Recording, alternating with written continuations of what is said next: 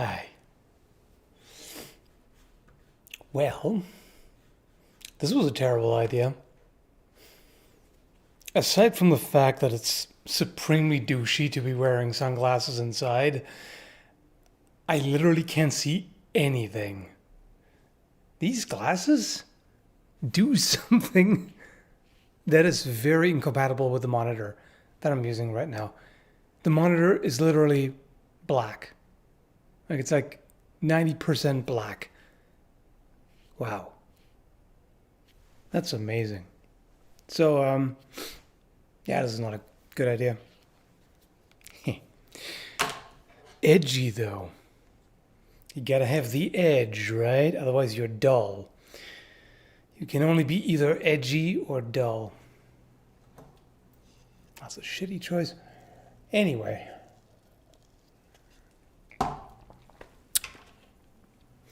Hi, and welcome, and greetings, and... And the glasses almost fell off the chair that I threw them on. But not quite. Yes, polarized. That makes sense. So yeah. That's great. Okay. Oh, you've gotten a wound from all this edge. Excellent. You better put a band-aid on. But before you put the band-aid on, salt. Rock salt. Himalayan rock salt. Just to be specific.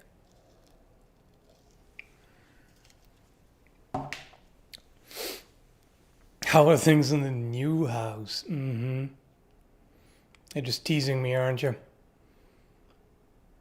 I mean, maybe you're one of the people who don't know, but yeah, nothing has happened. Nothing at all. We're still stuck in the apartment. And the estimate has been pushed back even further for the new place. We're now talking next, what was that? End of May? Kill me now. Just kill me now. Anyway, I could cut my meat with all this edge. Funny thing is, it's not clear which meat you mean. You said your meat. Ow. That sounds really unpleasant.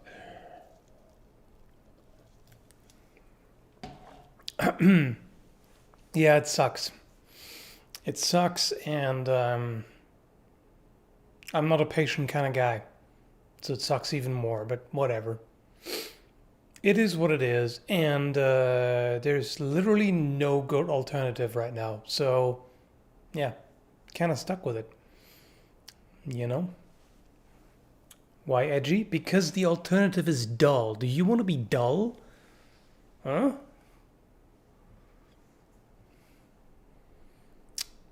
Yeah, so things aren't really moving ahead, at least in that sense. In some other senses, not either, but hey, life still goes on. And, you know, I've got cool videos planned as usual. The one that I'm working on right now is coming out pretty well. However, it is very time consuming.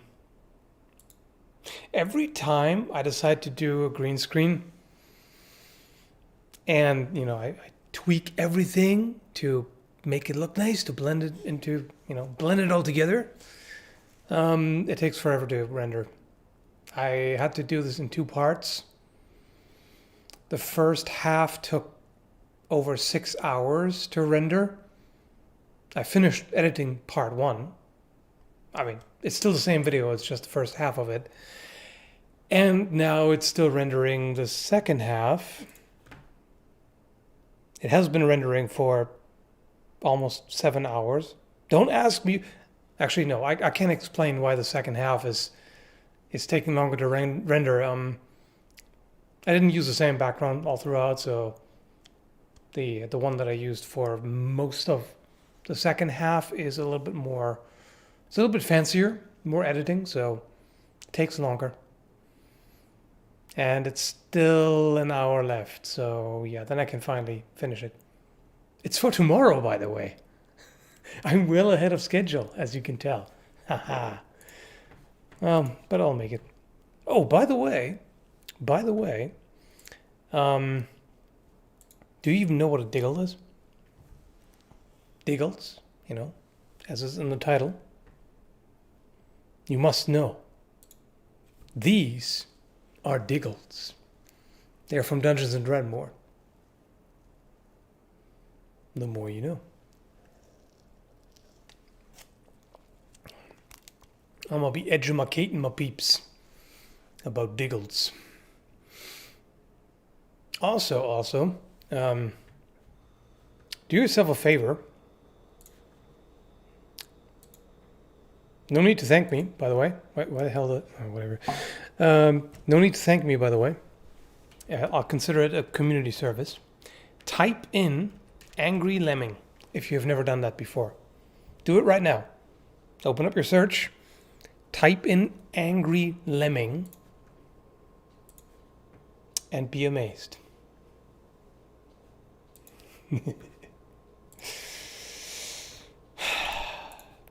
It's good shit. This is good shit right there. Let me just step out of the way a little bit so you can see better. The full majesty of the Angry Lemming. Yeah, you're welcome.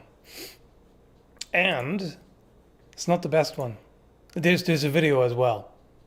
You gotta watch that too. But the best one, let me see here. Where is it? Where is it?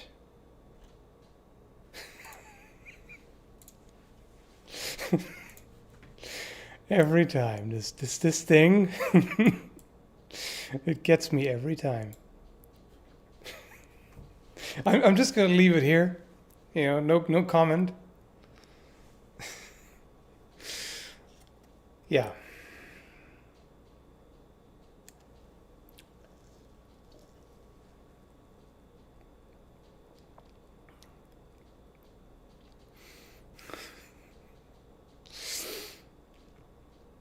Yeah, it's not a beaver. It's no, it's a lemming. It's a different type of rodent, but this one's the best. Mm-hmm. Indeed, I had to share that. It is kind of a snow beaver, yeah, sort of. Yep.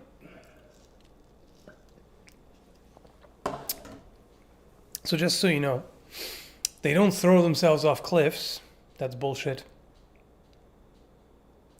But they will jump at you squeaking ferociously.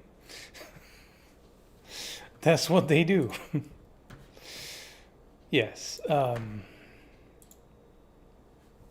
Just in case you weren't aware. Have to raise some awareness about this very, very memeable animal.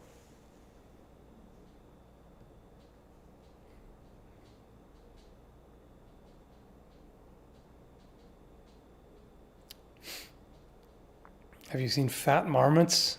Yeah, that's good too. But angry lemmings, you can't beat that.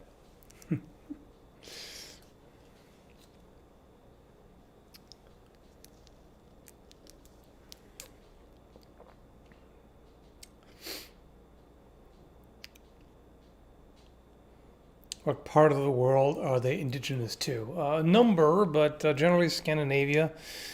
They are in other places as well. Let me check their habitat so you know where you have to go to encounter them in the wild. It's a must know, of course.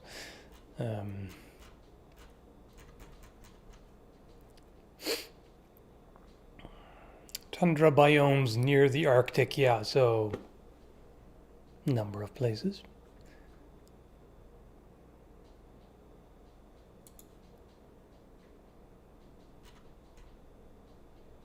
Yes, they do exist in northern Canada as well. Yes.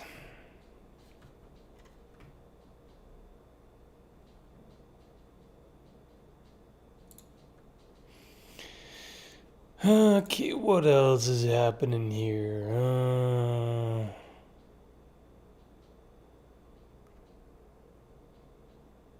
A dual Danax. Okay. Yeah, that's extra edgy. Is that a giant open L in the background or in the thumbnail? Yes, it is. Right here.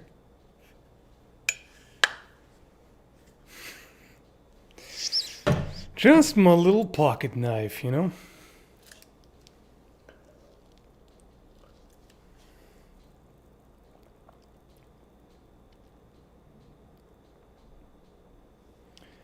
Oh. That's a knife, indeed.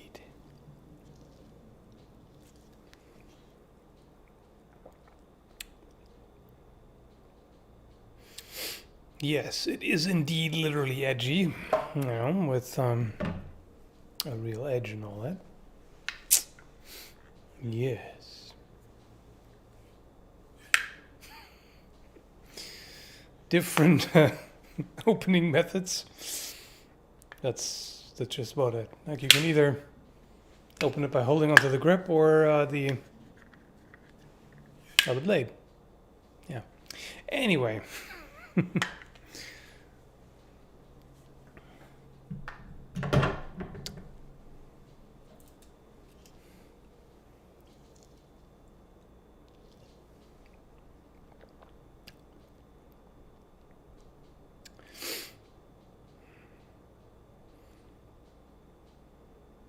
Any plans on reviewing Klingon melee weapons from realism standpoint? Yes. Yes, that is actually in the works for the very near future.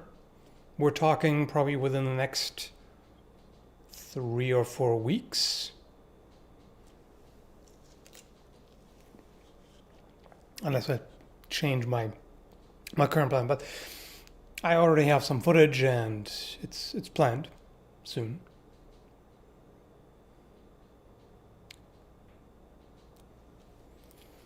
When will we get a review on the butter knife? What do you mean when? Use the search. Go use the search right now. And tell me your reaction.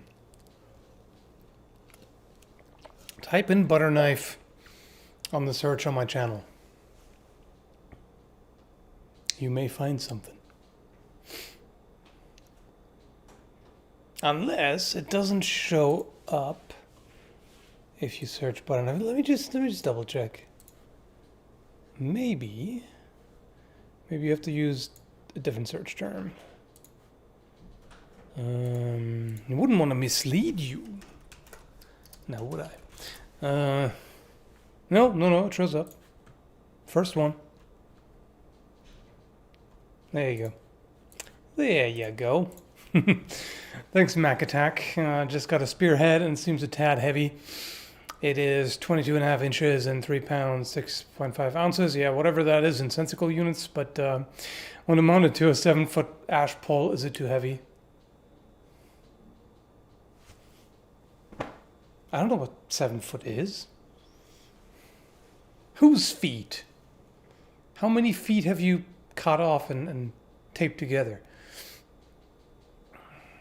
Anyway, let's see. That seems extreme. Like, all kidding aside, it seems extremely heavy for a spearhead. Yes, that seems obscenely heavy. In fact, that just the head itself is well over 3 pounds. Yeah, no, that's pole arm weight. It's like halberd or something. Yeah, that sounds like you probably want to just, I don't know, trash it or something. That sounds terrible. Who made that? I have a suspicion. I have a strong suspicion, but let me know who made that. I legit don't know how long 22 inches are. Let me just convert that.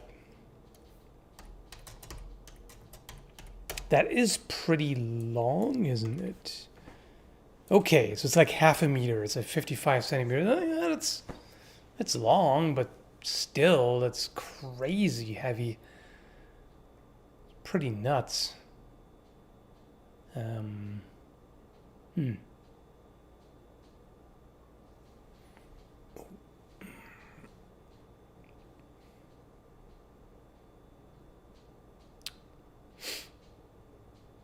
Hey, people are misguided here. They also use Imperial. They use both in Canada. They've allowed this bad influence to fester and infiltrate, and it's appalling, outrageous.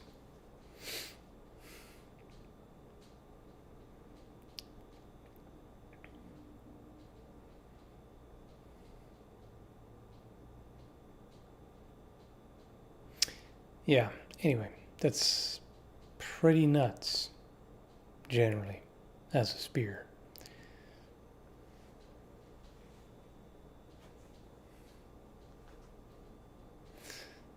Yes, football fields per bald eagle, indeed. 9mm cartridges per hamburger, and all that, we know.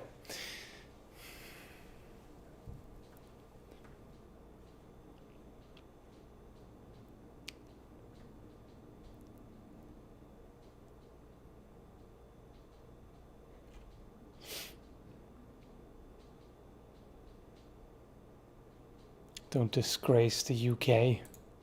Well, the UK still uses stone, right? Stone? Come on, get out of here. The spearhead from Grimfrost. Okay. Grimfrost. It sounds like a metal band, but let's see. What do they have?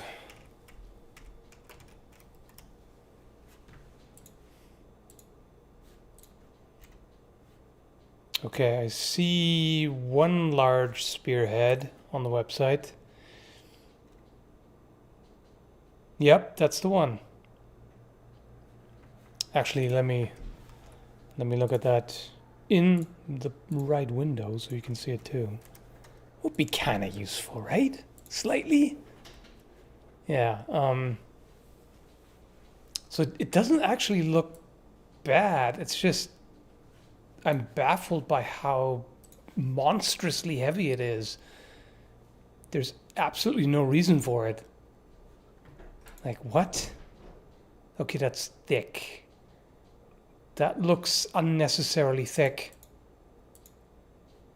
My goodness, how did they manage to make it that heavy? Yikes.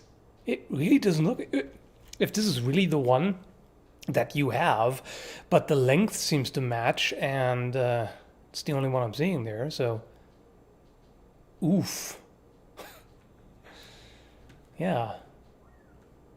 Looks nice enough, but that weight is bonkers. For what it is. It should be like... more like, I don't know, half a kilo? A bit more maybe at that size, but that's about it. So we're talking like, I don't know, 1 point something pounds, 1.2? Let's say 1.25 pounds, something like that. Not over 3, that's literally twice, more than twice. Oof, oof, oof. Anyway, thanks, that's Japanese, isn't it? Oh, Shirimai, man. Did I pronounce that correctly? Yeah, I'm just gonna claim I did. When in doubt, you just claim that you know exactly what you're doing. And everybody who contradicts you, everybody who points out that you did it wrong, that you're an idiot, and that you have no idea what you're doing, it's fake news. That's how you do it these days. Yep.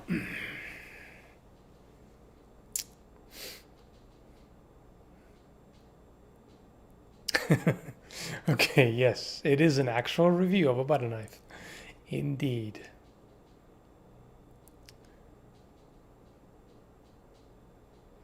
Any particular plan for the stream, or is it just a chat session? It's like 95% of the time, it's just a chat session. I very rarely have a specific agenda or plan or anything of intelligence. I'm basically right now, I'm just streaming because, like I said, After Effects is still rendering, and I can't do too much because I've already finished rendering the first half of the video. So yeah,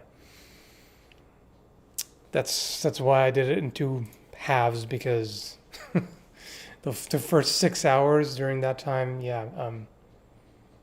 If I had rendered it all at once, I mean, I could have done it overnight, but I had to get some editing done yesterday. Otherwise, I wouldn't have made it in time for tomorrow. So, yay. Enjoying the snow? Hell no. Fuck that. Do not like snow. I can enjoy it while it's falling.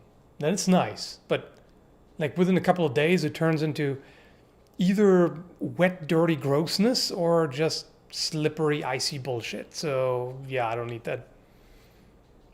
It looks nice, but that's about it.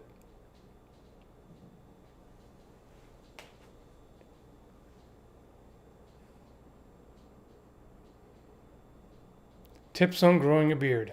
Okay. Step 1, don't shave. Step 2, wait. Step 3, profit. You know.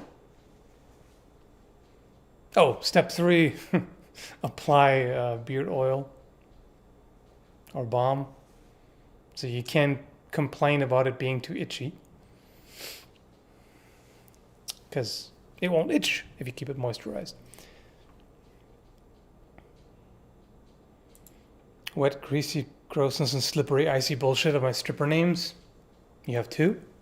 You have like two different personas that come with it? Alright.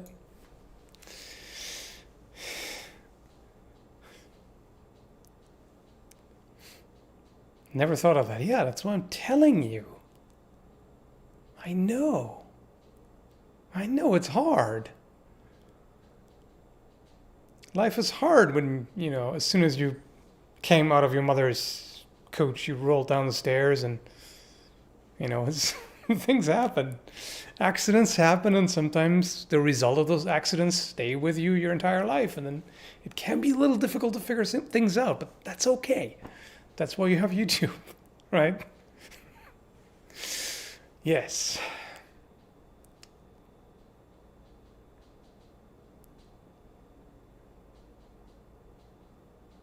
He's trying to grow a beard blade. Yeah, okay, I can't share that with you. That's secret.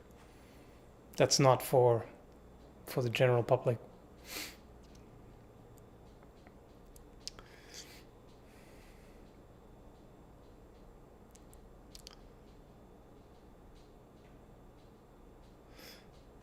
Plastic knuckle dusters are not only extremely effective against an enemy, but they too protect the knuckles and provide extra damage, but they're lightweight, pass metal attack. Yeah, well, I gotta stop you right there. Check out my tests. So just search knuckle duster on my channel page. You may not think they're effective anymore after seeing that. Just saying. You may not be so convinced after that.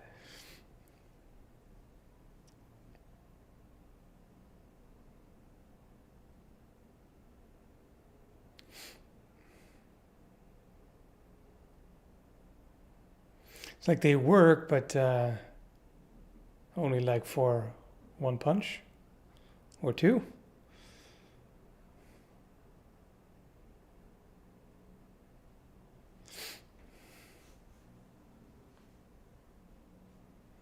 They are fun to play with, yes.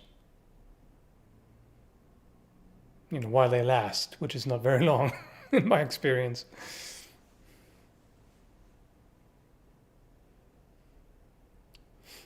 I mean, maybe if you make them out of different material and thicker and everything, but I legit think wooden ones would work better. Just proper hardwood. I really think you're probably better off with that.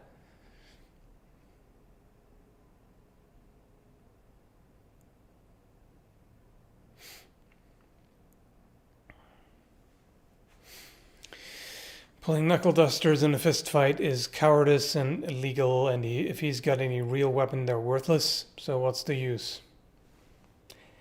Like a lot of things, the use is basically you've got like a portable confidence booster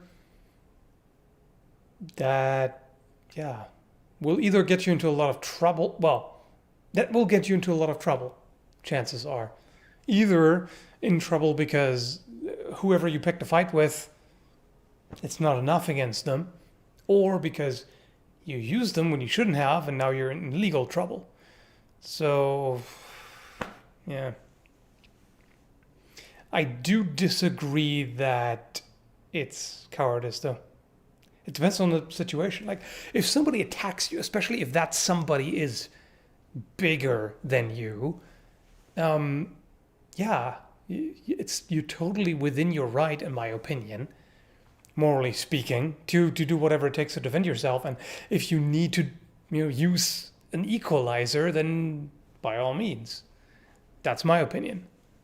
If you start shit, okay, and you just go directly to that before it's even really escalated, then yeah, that's questionable to say the least.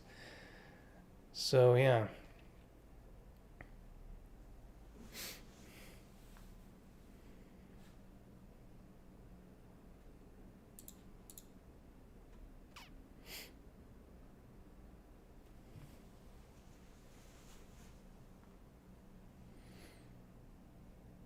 Thanks, Mac Attack. I have agreed. So, how's that word actually pronounced? Sauroter? I'm not sure. Anyway, spear butt cap to act as a counterweight. How cringe is it to you mixing a Viking spearhead with it? Well, I don't really care too much. I'm not. I was going to say I'm not the historical accuracy police. Sounds a little hypocritical considering some videos I've made, but generally, as long as you're aware of the fact that it's, in a historical combination, as long as you don't claim that that's how they used it, then it's fine. But counterweight, the thing is so heavy, it's counterweight isn't really gonna cut it, because a spear doesn't really have a counterweight, isn't really supposed to. Butt caps don't weigh that much necessarily, and you're just adding yet even more weight to a thing that's already heavier than it should be. So I wouldn't personally. Disproportionate force is cowardly. I don't think that's the right term. I mean, I don't really like the term cowardly anyway, because it's so subjective. It means everything and nothing, depending on who you ask. I think a better word is unethical or reckless or, something like that.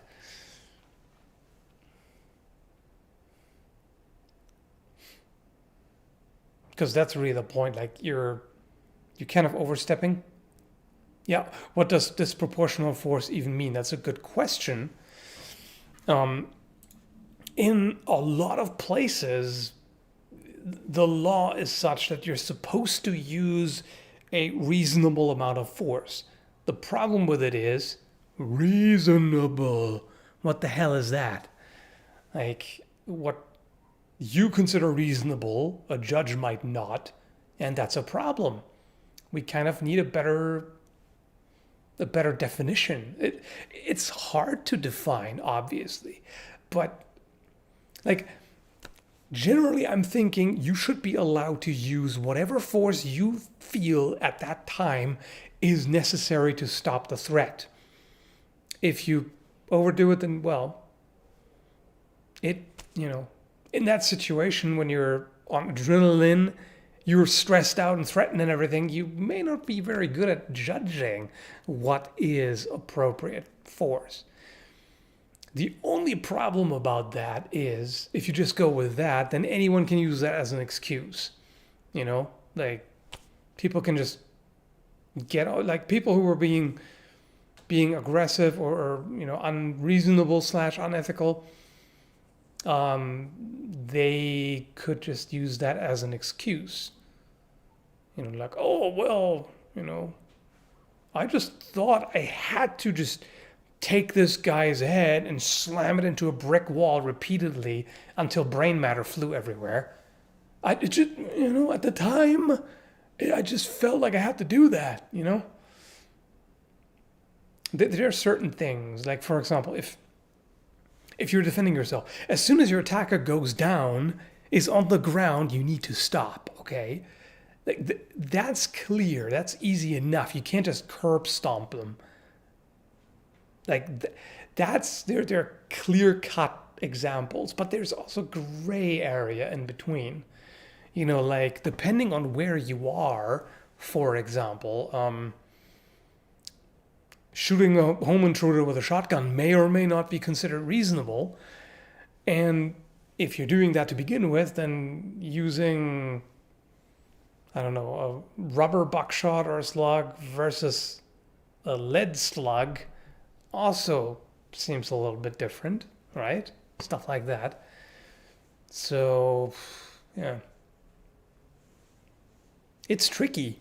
It's not, I don't think there's an easy answer, really. Thanks, Laser Max. 69 Swedish kroners, huh?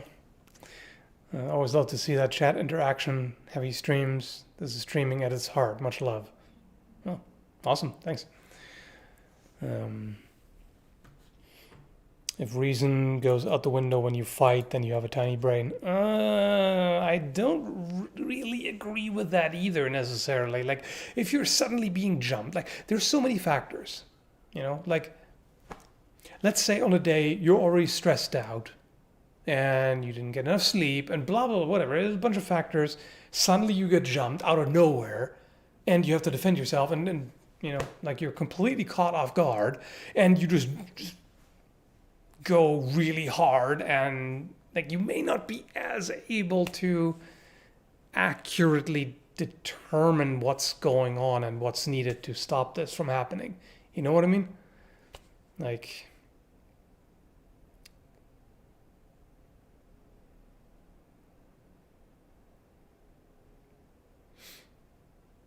but I do think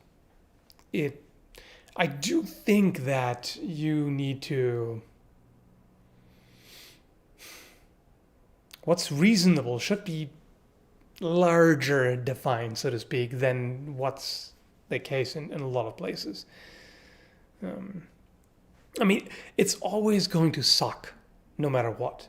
Because regardless of where you are, even if you're in fucking Texas or whatever, no matter where you are, if you defend yourself and end up seriously injuring or even killing the attacker, you're going to court. It's not going to be fun times. Like, it's going to be a stressful and possibly expensive experience, but it's better than losing your life, right? So you kind of have to figure out what's going on. Because in a lot of situations, a lot of violent conflict, I would argue most of the time, the attacker isn't trying to kill the victim. Usually they want something else. Either they want to take something from them, or they just, I don't know, as being assholes and just want to start a fight and whatever. But normally the objective is not to murder someone. And usually when people talk about self-defense, I see most of the time, I see them talk about If they try to kill me, I gotta do. That's a tiny fraction of the time. Plus, most murder victims knew their murderer, so being just jumped by somebody randomly on the street who actively tries to kill you is a bit of a couch commando fantasy. You know what I mean? Like it's really not that common. But either way, they still need to give you some leeway, in my opinion, when it's decided what's reasonable and what's not. You know.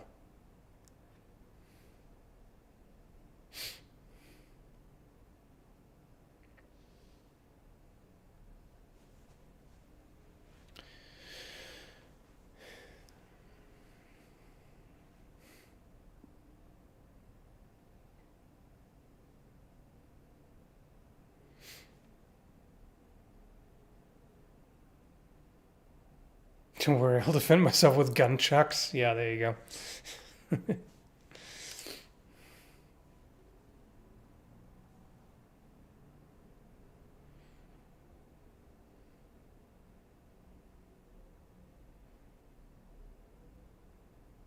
Violence isn't the answer is naive. Well, yeah, there are definitely situations where it is.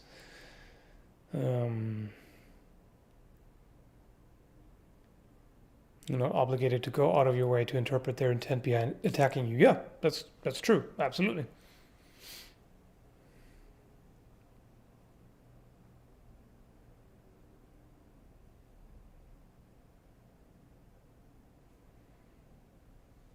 I, I definitely think that when you're being attacked, you don't have the luxury. It's not the same as sitting comfortably at home thinking about it. You don't have that luxury. Like, it's going to be a lot more difficult to decide what the hell is going on and what do I need to do to stop it and what's the minimum amount of force I can use. And you're not really going to be able to judge that very accurately. And that's my problem with a lot of laws that say, you can only use the minimum amount of force necessary to stop the threat. Says who? Like how do you determine that? And how do you then in court claim that the defender didn't do that? Like who are you to say? That's my problem. Like, as the judge, how can the judge just say, no, you didn't? Were you in that situation? Huh? Like, but on the other hand, again, it can also be used as an excuse, and there are definitely some trigger-happy, irresponsible assholes who shouldn't even have access to guns to begin with, who, can try to get away with that. Trans panic defense, anyone? That's an example of the shit gone wrong. So yeah, I'm generally on the side of the defender, but I'm aware of the complexity here.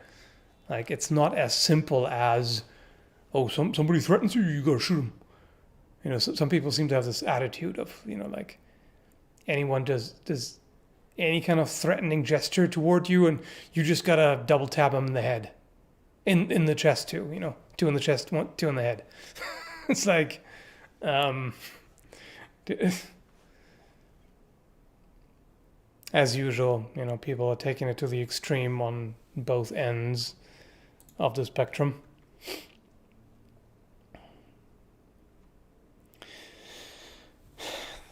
The amount of force necessary varies wildly depending on the attacker and the victim. A frail old woman isn't winning a wrestling match against a fit young man. Yeah, very true.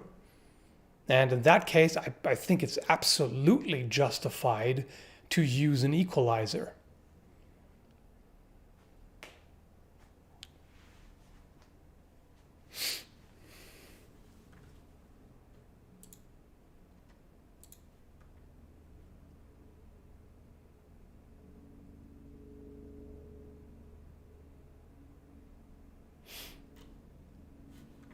Thanks, Chaos Omega. Do you have a favorite longsword solo drill? I don't really. I mean, okay, there's a variation of the Myers square that I like to do just for practicing edge alignment, which is basically false edge, Sturzhau, followed by true edge, downward cut, and then basically the same on the opposite side. This kind of deal. It's pretty useful, and then the same for undercut. So false edge undercut followed by true edge undercut, and then on the other side. You can combine those two. Otherwise, I don't like fixed patterns as much. I tend to just kind of free form, not free form, like just go through specific techniques in random order to not railroad myself into a very specific set sequence. You know what I mean?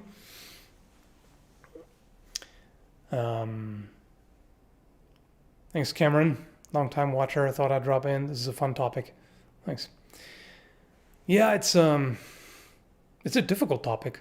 It's interesting to talk about, but it's tricky. Thanks, Free State Fellow. Spicy chat. Have a cooling historical weapons question. What's your favorite cutting-based polearm? Cutting-based. I'm assuming that means no halberds. I mean, you can kind of cut with them. It's more of a chop, but if you mean cutting-based, yeah. I'll probably go with glaive, I think. I like glaives. Did you ever struggle with false edge cuts in the beginning? Yeah. Well, depends on which. Sturzhau or plunging cut is difficult to really maintain good edge alignment. And I found, like, against a harder target, false edge undercuts can be kind of tricky too. Like to really follow through properly. But Shieldhau, squinting cut, zip, right through, no problem. That's a false edge cut, but it's just as easy and powerful as a regular downward cut, if not more.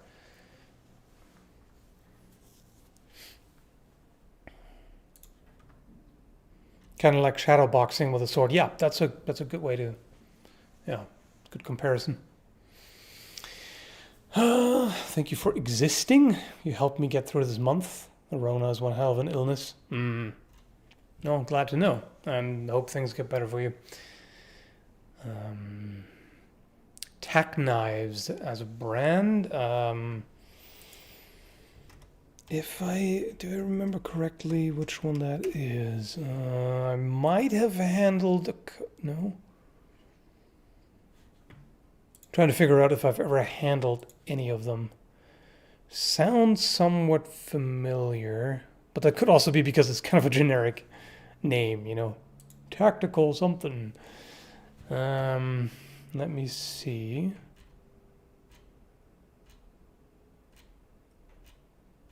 Okay, yeah, I think I've seen them before.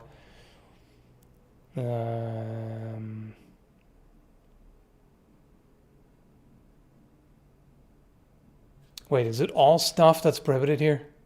Because I'm just seeing out the front knife. No, wait, there's a karambit. There we go. Otherwise, I'm seeing out the front and switchblades. So, yeah. Not so much. Yeah, so I don't have any first-hand experience with those.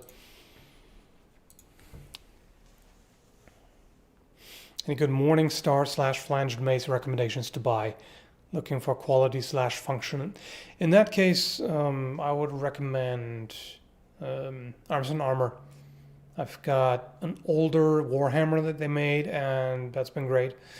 I've had bad luck with their pole arms. A pole hammer and a knightly pole axe both broke on me, so that sucks. But Mace. I've never had a mace made by them. Um, I do actually think the Italian mace, was it Italian? Yeah, Italian flange mace by Windlass is quite good, actually.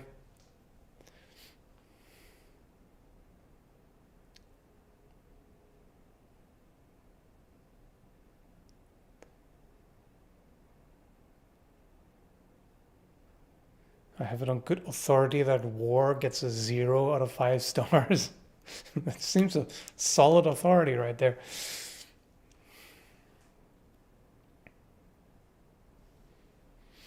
Wouldn't feel too bad. More inflicting pain to deter a serious attack, though. Yeah, sure. Measured force goes out the window if you're ever in serious danger. Yeah, that's what I'm saying. That needs to be taken into consideration.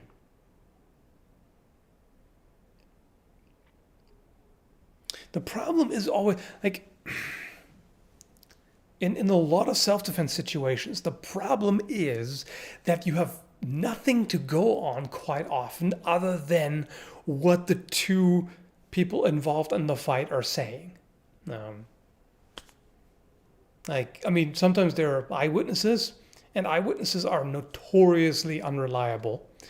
So, yeah, if you just have one person's word against another, kind of sucks. And if you only have one person because the other one ends up being dead, then that's you only have one side of the story. So that's worse, I guess.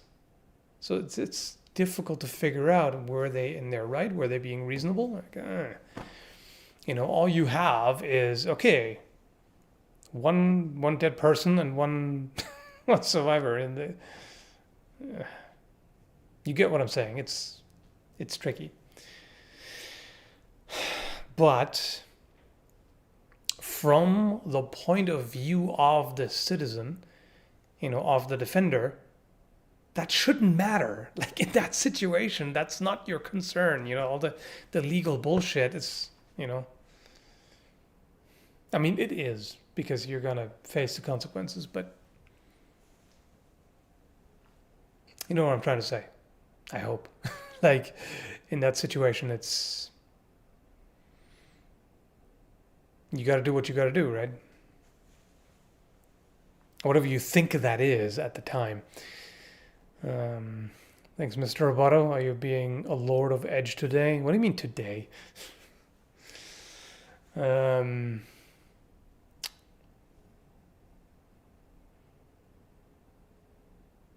Tactical sword with accessory rails and a shorter barrel, so I can mount a bayonet on my sword. Yeah. Why does this sword have a barrel? I mean, some do. There are combination weapons in history.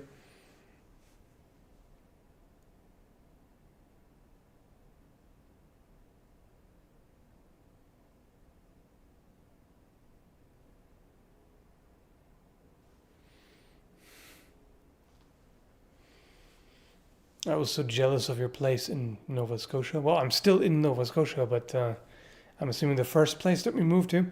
Don't be. It was a huge mess. It had so many problems, hidden problems, that the home inspector didn't catch. And I mean, it's kind of the weird thing about that place was kind of the negatives were really high, but the positives were too. And that was kind of it was definitely great in a lot of ways to live there. Kind of nice and private. Surrounded by forest and being able to do whatever I want, etc., etc. But it was also such a major source of stress and a not source well, source of costs, I guess. It was just eating us alive financially. So yeah, lots of trouble. So yeah, in short, don't be.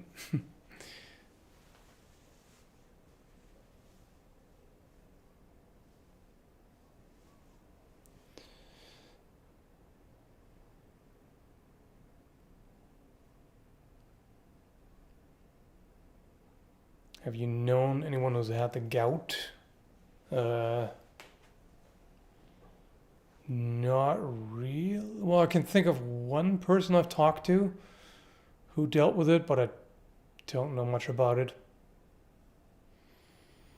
Thanks, Mac Attack. As an old saying, better to be judged by 12 than carried by 6. On that note, I have to get back to work. Happy holidays. All right, thanks. Bit early for holidays, but yes, thank you anyway. And same to you.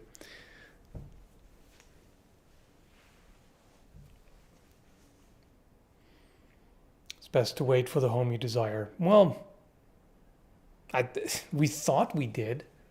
It seemed great, but the thing is, the first one, like the first house that you ever move into, it's never the right one, is it? Because the first, because until then we've only ever lived in apartments, and we didn't really know what we were getting into, and and we didn't know what to look for either. Now we have a much better idea,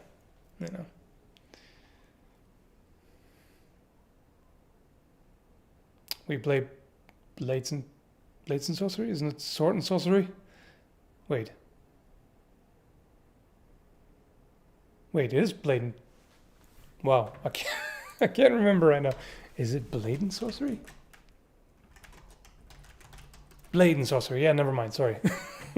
I miscorrected you there. Blade and Sorcery, yes.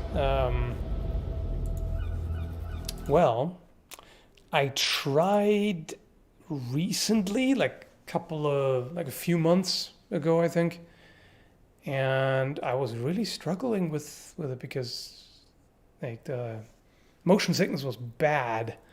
Since I haven't done VR in a while, it takes quite a bit to kind of desensitize to that. And yeah, motion sickness was so bad I couldn't really do much with it.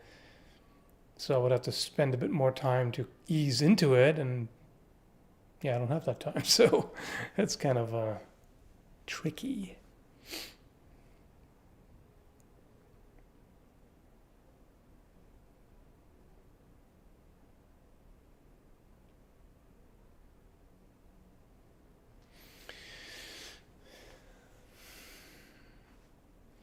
Took the compromise of buying a cheap, nice house in a high crime area. Ooh. Yeah, it was a drive-by shooting 2 years before I moved in, but I got a crazy deal. Well, is it worth it though? I don't know. Might not be.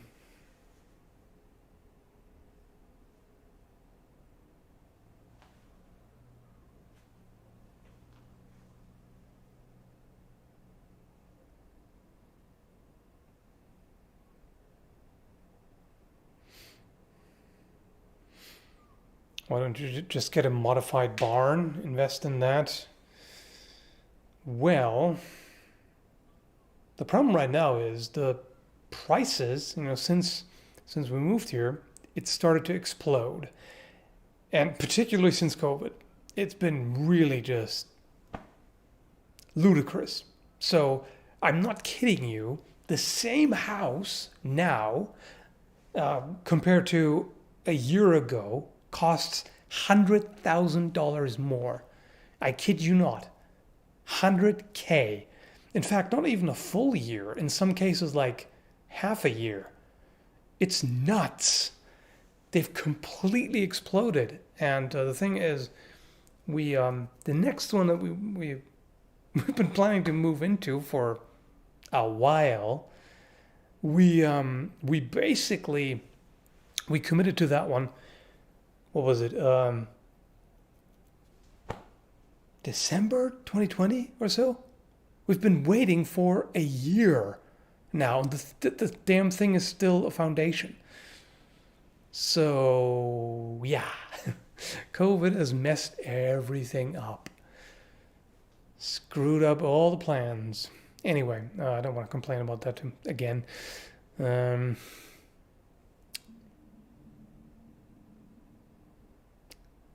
Not a nuke. What's up, man? Been a fan since my buddy showed me your videos in high school. A big fan of Kali stick fighting, and I'm looking for a solid pair of sturdy short swords. Got any ideas where to look? Thank you. Well, Kult of Athena. The question is, what exactly? Well, I mean, Kali and you like short swords. In that case, it makes me think traditional Filipino weapons. They are on Cult of Athena as well. TFW, they got plenty. They got lots of short swords and good quality. So that works.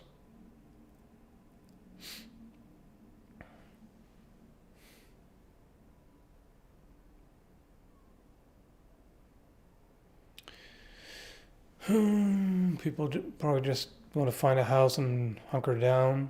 Yeah, well, that, but it's also big problem for it is, or with it is the supply chain issues and the prices for building materials have skyrocketed. So yeah. Plus, that's one factor. Another factor is people have been moving over from Ontario to Nova Scotia because, just like us, they figured out, hey, it's so much cheaper over there. Because when they sell their house there, that's enough for like a villa here, basically, because of the price difference. And of course, if you get a bunch of people, gobbling up houses from over there, plus, paying extra because like if they just want to make sure they really get it, they can just bid a bunch more just to make sure, because to them it's nothing. So yeah, there's a bunch of factors like that. Thanks, Jay. Benefiting for a few years now, and you might be envious of my collection. Even you and your wife are one of the cutest couples ever. Thanks, appreciate it.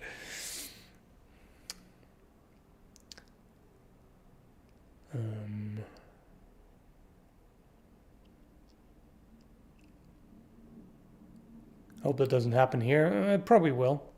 Because the thing is, that's the tendency everywhere. I've heard it from people over in Europe as well, where the prices have also increased quite a bit. I've heard it from various places in the US. It's just, various parts of Canada. It's just pretty much everywhere. It's, part of it is also, not to get too political, but part of it is late stage capitalism because, if you have a system that's built on infinite growth, then yeah, guess what? Of course that's going to happen. Also, not just things like inflation and everything. And it's also, if you think about it, just naturally, even in an ideal situation, every new owner of a house, because everybody takes up a loan pretty much. Almost nobody can just, pay out of pocket directly the full price for a house. So they take up loans, and of course the bank charges a shit ton of interest. So, all this interest comes on top of the price, of what it's theoretically worth it. So after a while, if you want to sell the house, you don't want to lose too much, also considering that you have to maintain it and everything. So you tag some onto the price.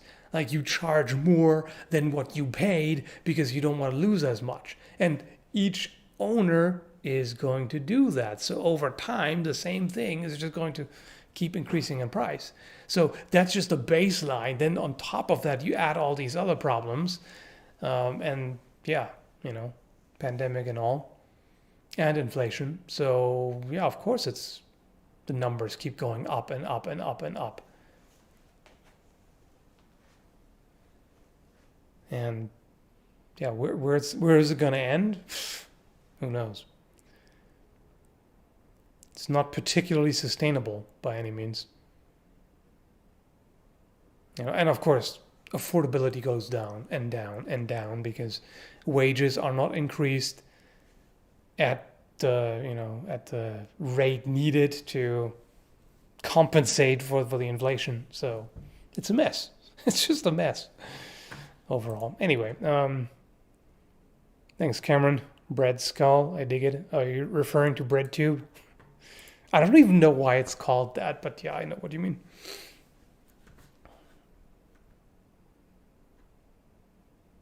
I don't want to adult right now. I want to return to my childhood and talk about weapons. Yeah. That's fair because adulting sucks. It does. Well, I mean, it depends. Like, depends on your parents. If you have shitty parents, then it's much better to be an adult. But yeah, I get where you're coming from. I mean, that's what nostalgia is all about, right? Yeah, like you remember the good old times where you didn't have to deal with all this shit. Yep.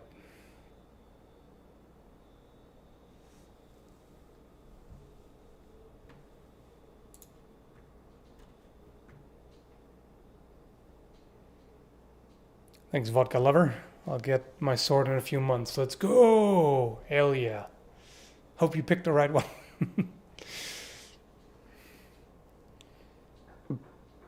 You have one choice on a bladed or blunt weapon. Which do you grab? Blade.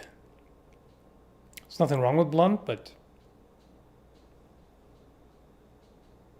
generally bladed weapons are usually more agile. Yeah. And speed is key.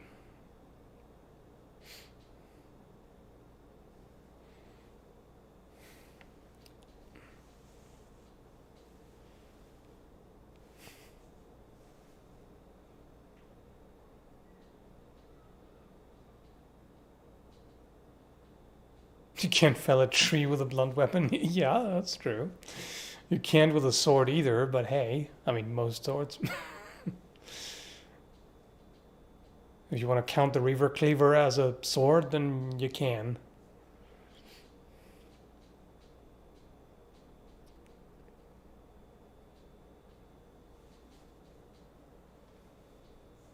Not with that attitude. Yeah, exactly. Laughs and kukri. Yeah, there you go.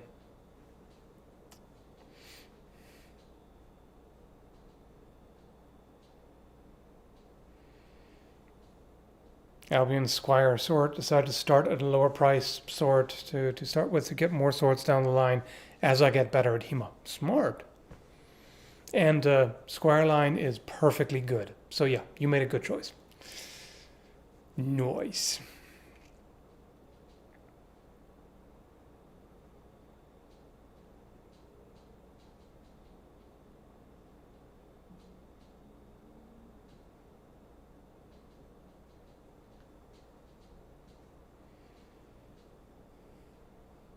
With the right attitude, you can conceivably fell a tree with your teeth.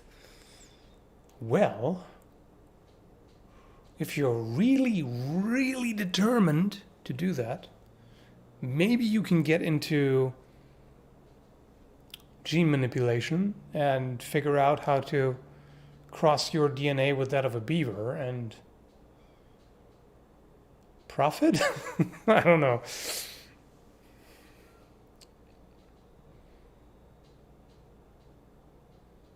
Love the video on disc maces. YouTube decided to show me your video again for some reason. Yeah, I know. Videos. I know, right? It's for a while it was ridiculous and it totally what's the word? Well, it screwed me over basically and refused to show my stuff and now it's doing it again. I don't know why. I mean, I'm not complaining. I'm glad, but yeah, I don't know. I mean, subscriptions are still weird. Like there's still like initial numbers of just kind of random, erratic, but overall, over time, it's back to the way it was, a couple of months ago. So I don't know.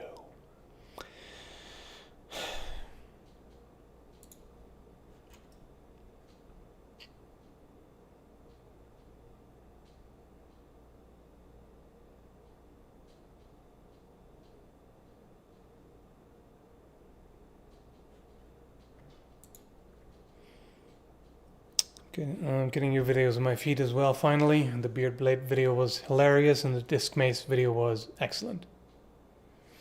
Excellent. Indeed. Do you own any guns? Yes. I mean, currently just one. A shotgun, pump action. But I wanna get more active again, shooting.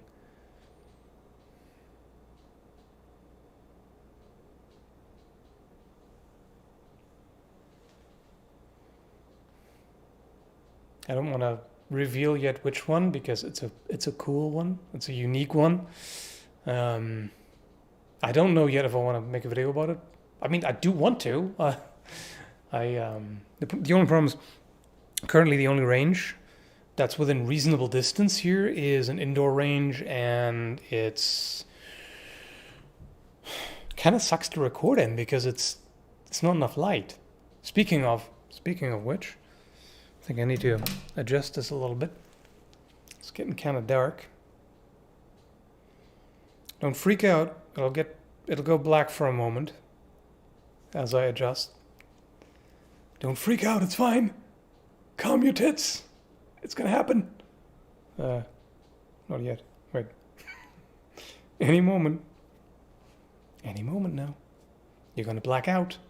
And you're gonna wake up in Skyrim. Come on. Come on, bitch. Yeah, there we go. Waking up in Skyrim in 3, 2, 1. Now. Okay. What the hell am I even talking about? Okay, that's better. That might be overexposed slightly. That should be good. All right. Might. Still can't believe some English king woke up and thought to himself, you know, trebuchets are cool and all, but what if it was bigger? I mean, that's kind of a thing in history. This is cool and all, but what if it was way bigger and badder and whatever? Although, sometimes they did it the opposite way. You know, how guns came about. Basically, they looked at the cannons and they were like, what if this was way smaller and portable? So, yeah. That's how you got guns. Sometimes it's better to go smaller than go big. Who would have thunk?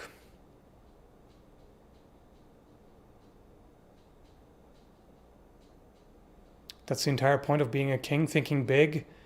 No, the point of being a king is to live in absolute obstinate wealth and to do whatever the fuck because you're the king and, you know, who's going to tell you otherwise?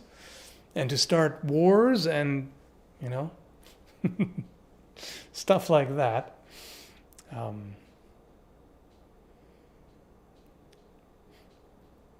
Louis XIV kind of deal, you know?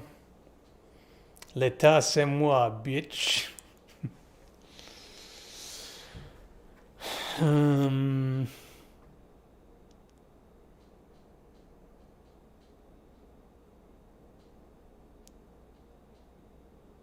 I don't think that's how we got guns. Yes, it is. It's legitimately it. You know, the very first handheld gun, literally the handgun, was essentially a miniature cannon on a stick. Look it up. Look at a handgun. And you'll see that it's basically the same. But they had cannons first, or cannon, if you prefer that plural.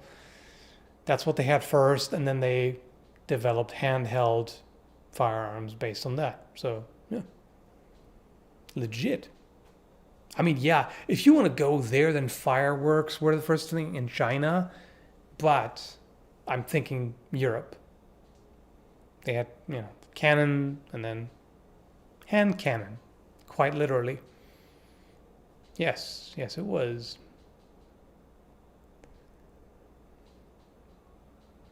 What do you think of ring guns? Oh, the little things with like the puny little. Well, I think the biggest I've seen is a 22, right? Like the little revolver rings. Ultimate gimmick. Absolutely redonkulous. I mean, I guess I'm glad they exist because they're funny, but super, super gimmicky. Tactical, but way back when, you know? The olden days of tacticalness.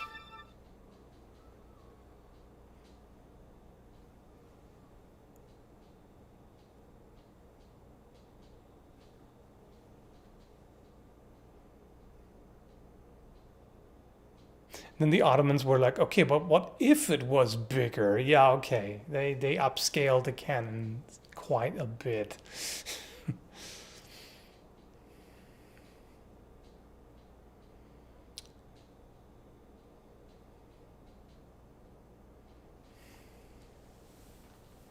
But Constantinople isn't going to raise itself, so you got to put a little bit of oomph into it, a little bit of extra powder. You know what I mean? What do you think the old tactical culture was like? A lot of anemic guns. That's what it was like. A lot of like super tiny ones that you can hide everywhere and that couldn't kill a squirrel.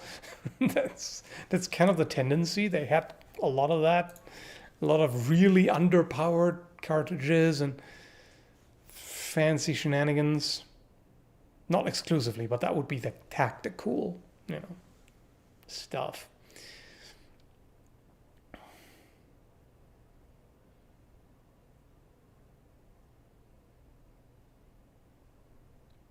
Which would you choose, a mare's leg or revolver? I like the mare's leg. I used to have one. But then I realized how much better it works when you have a proper stock because it came with a full size stock as well. I mean, I say full size, it was still pretty short, but a stock that you can actually shoulder. And that made it 10 times better. So the mare's leg is fun and all, but it's also gimmicky. I mean, it's just a movie thing. They didn't actually use that. So I'm gonna have to say revolver, even though I kind of like the mare's leg, for what it is.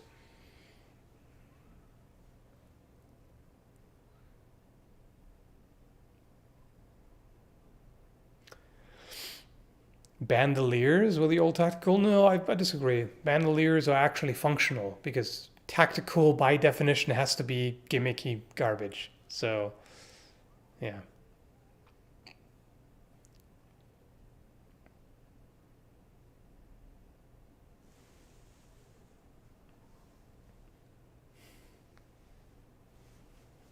Hey Ace, what's going on?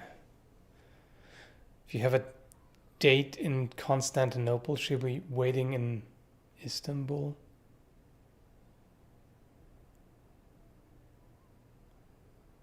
Say what? I don't get the pun.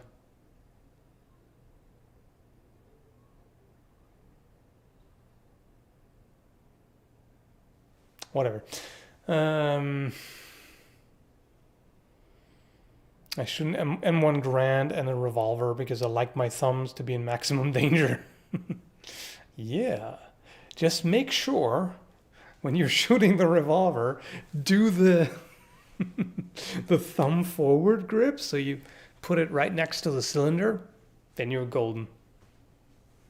Don't do that, I'm joking. Just in case.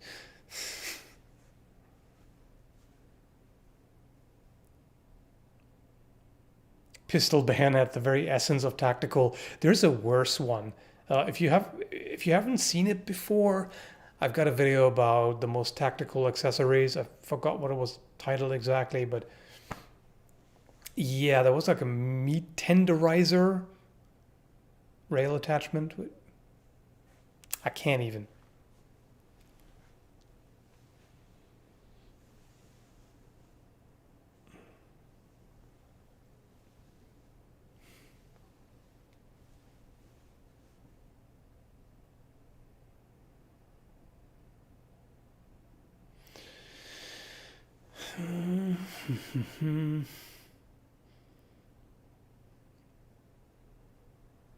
Yeah, it's if you use it right, then you're not gonna get grand thumb. It's a matter of technique, as so many things are.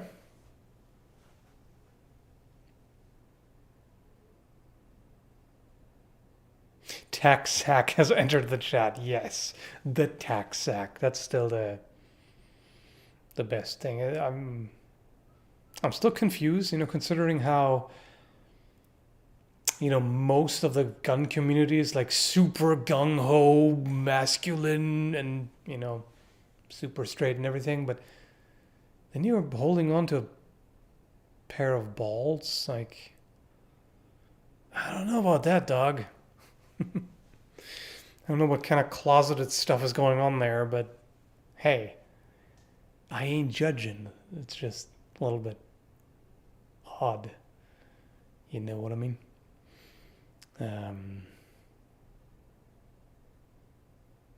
Is there a theme to this stream yet? Well, we've talked about self-defense quite a bit, and we're talking about tactical guns, so yeah, sort of.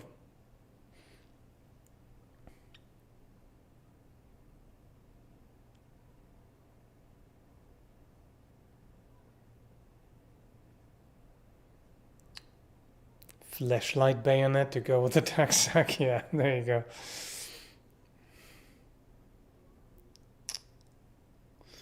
Yeah, I know it was ATF shenanigans, but you could have gone for something else other than a ball sack. Like, it could have been an eggplant or something. It could have been something where you can claim that, hey, it's just for looks.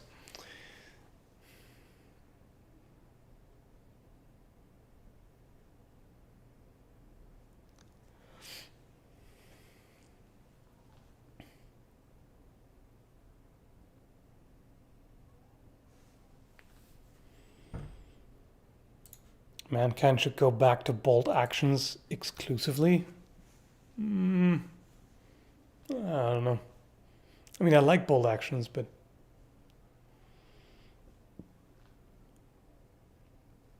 can't really agree with that.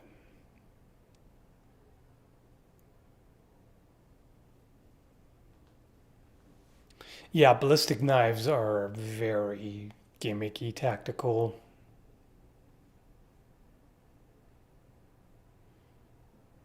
Also, the thing with the CO2 cartridge that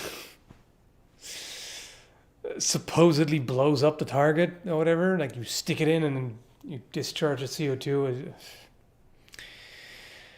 I mean, it wouldn't be pleasant, but neither is getting stabbed in the first place. So, yeah, very gimmicky.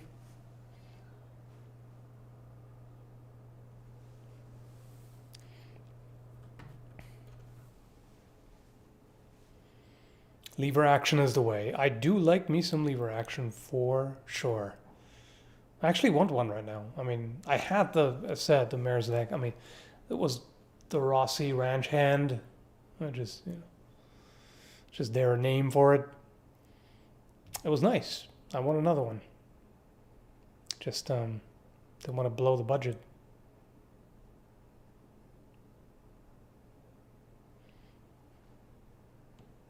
Speaking of which, if anybody, if any of you are in Canada and want to like trade guns for swords, hit me up.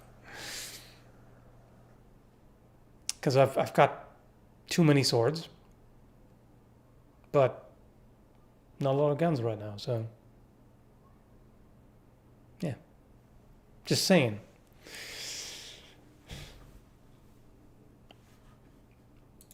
Thanks, Jay. Wish I could show you my steampunk inspired custom build CO2 22 air pistol. It's all brass and custom handles. It's a sexy beast. That sounds really cool. I do like me some steampunk. That does sound good.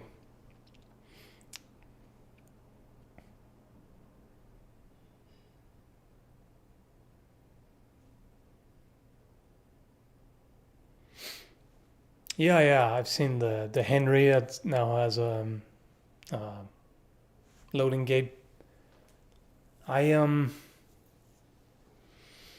I don't know.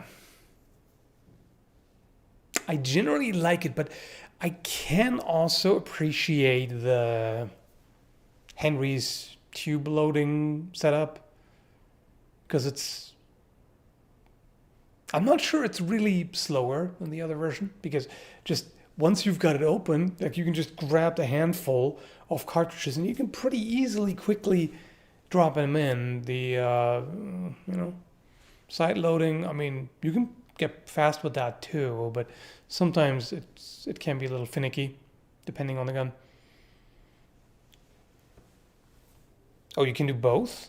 Oh, the ones with the side loading gate, you can still load them that way as well? I didn't even know that.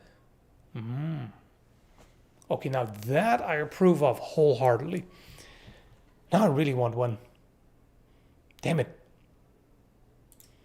That's a favorite lever action caliber. The one I had was 44 Magnum, which I liked a lot, but I think I would like a 357 now, simply because price. Yeah, it's quite a bit cheaper than 44 Magnum, so that would be nice. Yeah. So, if one of you just so happens to have a lever action and 357 Magnum that you would consider trading or something, let me know. Let's see, what else? I mean, you don't even have to be in Canada. Technically, it's a non-restricted firearm. I can import that legally with my license, so there's that. But it will be easier if you are within Canada. If you want a diesel punk gun, you just have to build your own Sten out of plumbing parts. Yeah. Diesel punk, not as much my thing. I definitely prefer steampunk.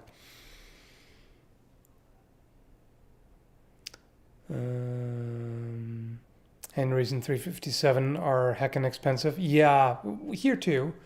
I think the ones that I've seen are like 1,300 or so. That's Canadian dollars.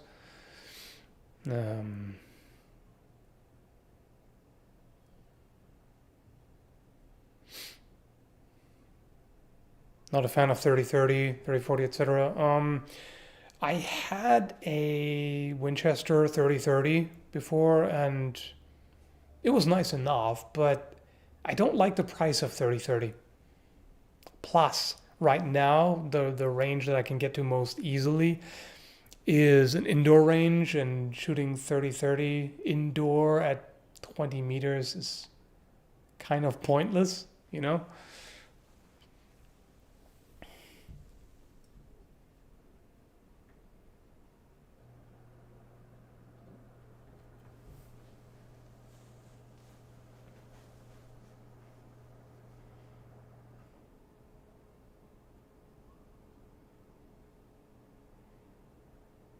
Get a Marlin lever. Yeah, I haven't really seen many Marlins here for some reason.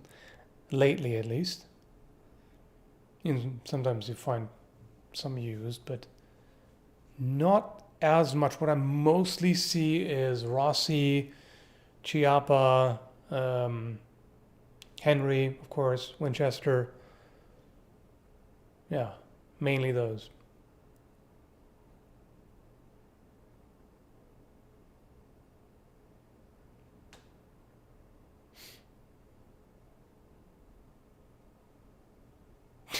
Really? Really, dude? Begging for money to buy a gun? I literally said trade.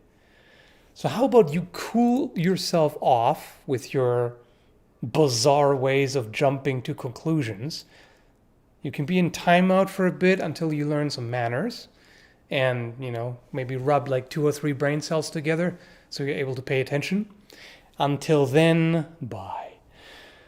If you like punk, you got to check out Abney Park. Yes, I'm aware of Abney Park. If you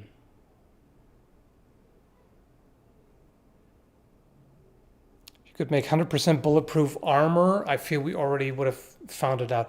Well, I mean, they keep working on it, and there is stuff that is. I mean, if you think about ceramic plates, they are great protection. They just aren't as durable.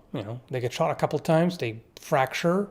They're supposed to. They're supposed to break. That's how they work. And yeah, that's it.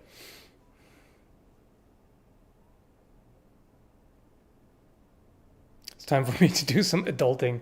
Well, good luck with that, or have fun, or Whatever it takes to get through it, I guess.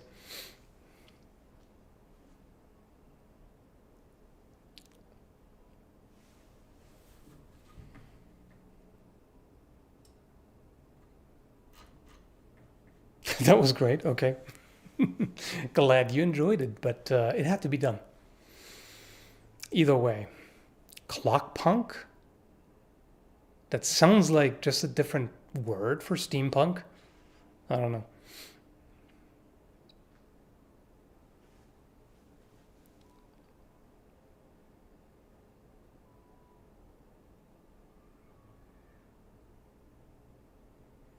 What is your favorite piercing weapon?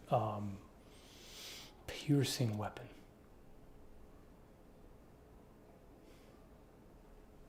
Rapier comes to mind, but there are so many pole arms, neat ones. They're spears, but they're also partisans. Some of them are quite like.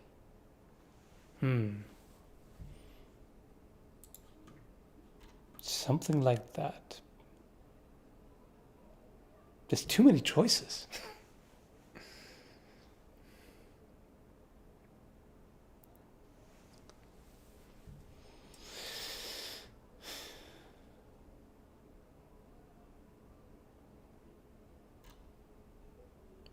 Hand crank punk.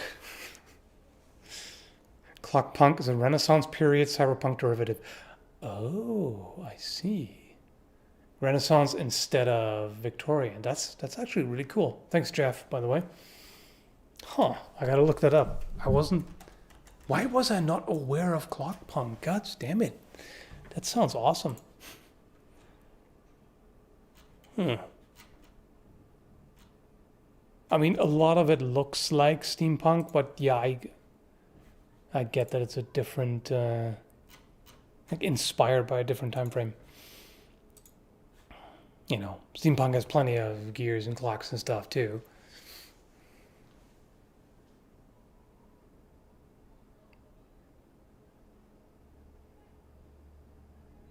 Solar punk, yeah. Solar punk is nice. You know, it's the humans have finally gotten their shit together and figured out how to develop technology, green technology, and it's utopian and everything, which is nice.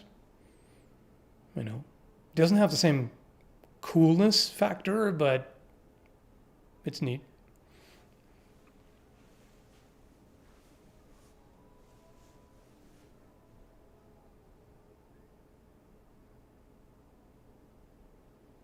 Clock punk crossbow. It sounds unnecessary, but I don't know.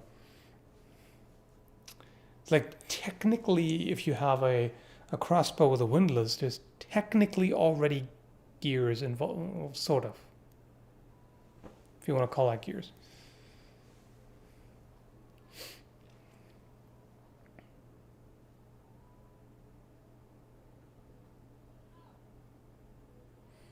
Pickaxes are very heavy, would make a poor weapon against anything more agile. Yep, that's pretty much what I said in the video about pickaxes where I tested them.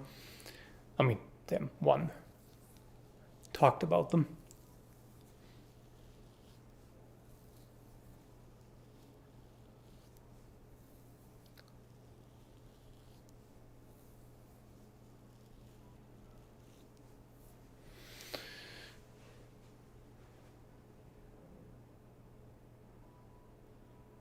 Brewing around a clock punk setting in my head with water-powered factories, mechanical computers, nearly modern metal and elaborate air guns with engines being physically impossible. I think you might enjoy Timberborn, which is a colony builder. It's with it features beavers in like post-apocalyptic times. So like humans are long gone. There's still some ruins, and the beavers are building, gear-based. It does actually kind of sound like clock punk, because they've got like water wheels powering everything and stuff. So, yeah.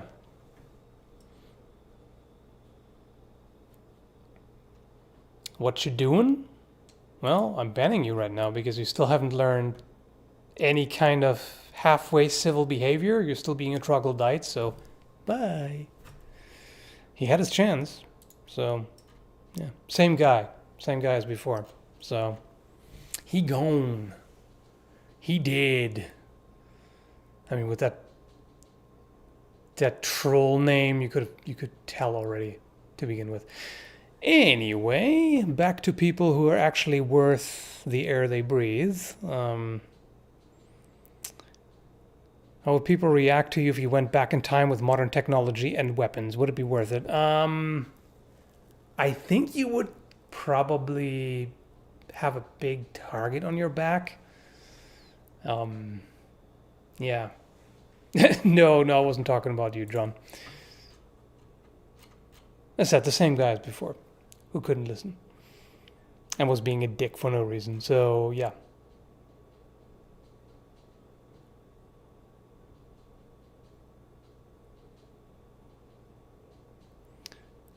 What do you think of halberds? I like him.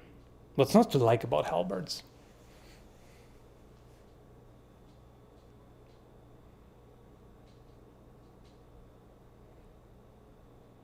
We need the steampunk equivalent genre where instead of brass, everything is made out of that early 2000s transparent plastic. Huh. I don't think I would dig the aesthetic of that. Thanks, Eminasium, if I pronounce that correctly. Do you like any Magic the Gathering artworks? The artwork? Yeah. I mean, let me refresh my memory a little bit. From what I remember, I think Magic the Gathering artwork is sometimes a little bit... looks a little bit dirtier than I like. You know what I mean? There's something about... Yeah, kind of. I'm not sure it's the right term, but there's something... It's not the cleanest artwork. Like, it's very well drawn and detailed and everything, but it's kind of... Yeah, dirty is the only only word I can think of. There's something about it, like sort of, if everything was sepia, you know. I don't know. It's kind of like everything's got this vintage filter on it. You know what I mean? Anyway. Artwork is all over the place. Is it? Yeah, I think I've seen some different styles, but muddled. Yeah, I guess that's a word. Artistically noisy. Yeah, you can say that.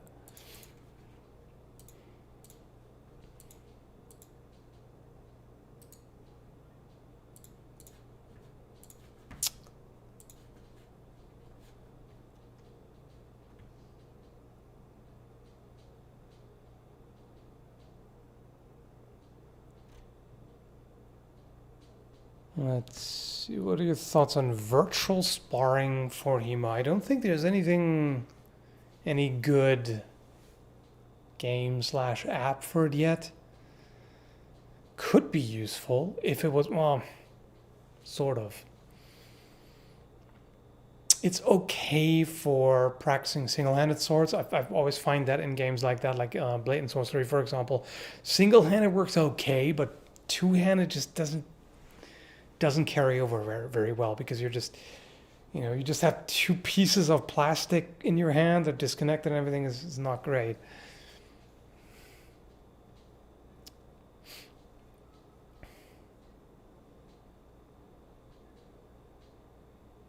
It's like you've got a canvas next to you and you're ready to show us your artistic prowess. Yes, let me show you. Let me show you the might.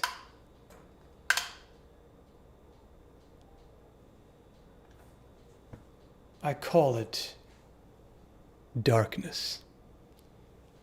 How's that for edgy artwork?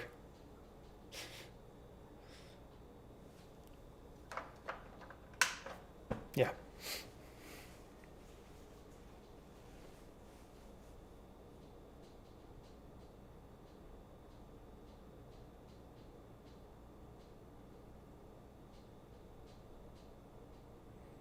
Blatant Sorcery has some better AI mods, stops them from spinning. That's very needed.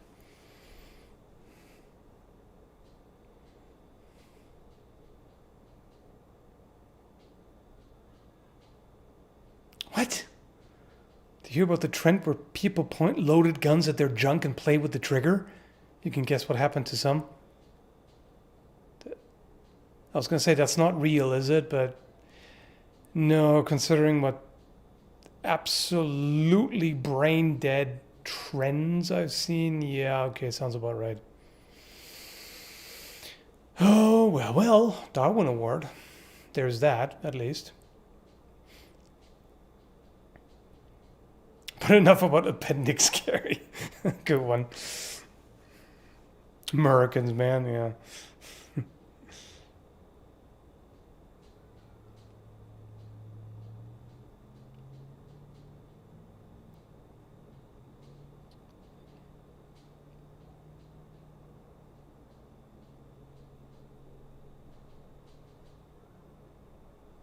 Lots of Darwin's won, yeah.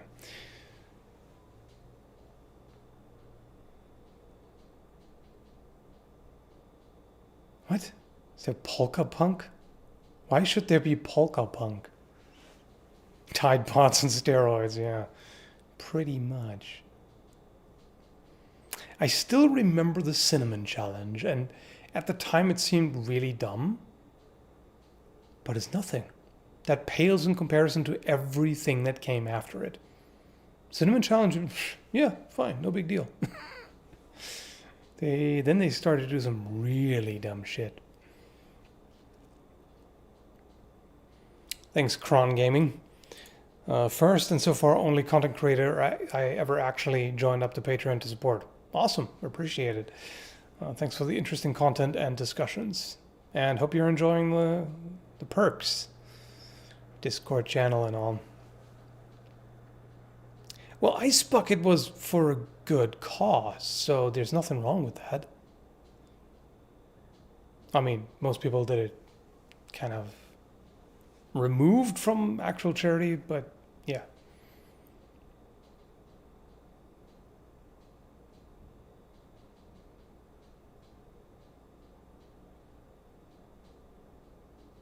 One shot stopping power, yeah, that'll do it.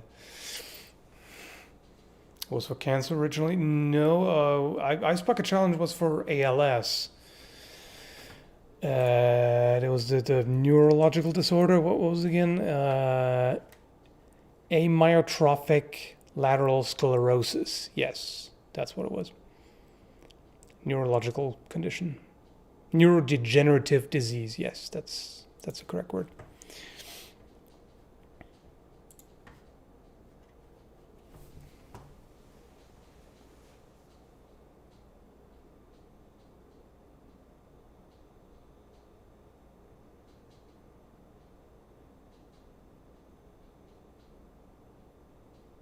Thanks, Frank. Are great swords considered pole arms? No. No, they are not. They're still swords. There comes a point, like, as you make the handle longer and longer and the blade shorter in relation, there comes a point where it crosses over into polearm, and it's debatable where it does. There's basically a buffer zone, like as you as you change the ratio, you're gonna enter a gray area where it's both or neither, and then it more clearly becomes a polearm. That's how I look at it. The same way as with knife or dagger versus sword. Like there's a gray area in between where it's like, okay, this could be a long dagger or a short sword, depending on how you look at it. And then once you pass that, then you enter into the range of, yeah, this is definitely a short sword.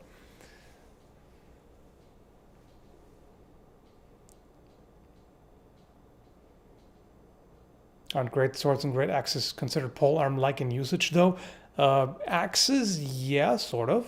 Great swords, no, not really. That's more like a longsword plus, you know. It's not exactly the same as a longsword, but it's closer to that in use than it is to a polearm.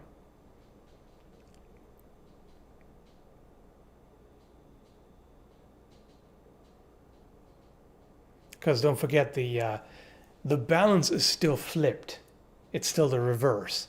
With a greatsword, most of the mass is in the hilt, whereas with a polearm, most of the mass is at the top. So definitely not the same.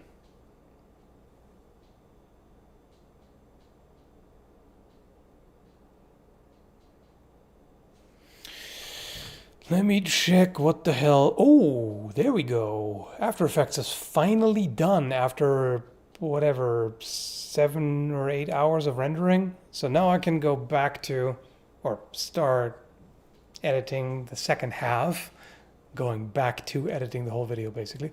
So yeah, that's what I'm gonna do. So thank you everybody for hanging out. Thanks for the super chats and everything. Oh, one more. I'll just take that. Thanks, Strider. How's your day? Just playing some Genshin Impact. Okay, Genshin. Huh? Oh, and there's oh, sorry, Vaughn. You showed up right when I'm about to sign off. Yeah, sorry, but I gotta get back to editing. I was basically just streaming while After Effects was rendering a crazy time-intensive green screen video. So yeah, I gotta get back to editing now. So yeah, thanks everybody, and have a good one.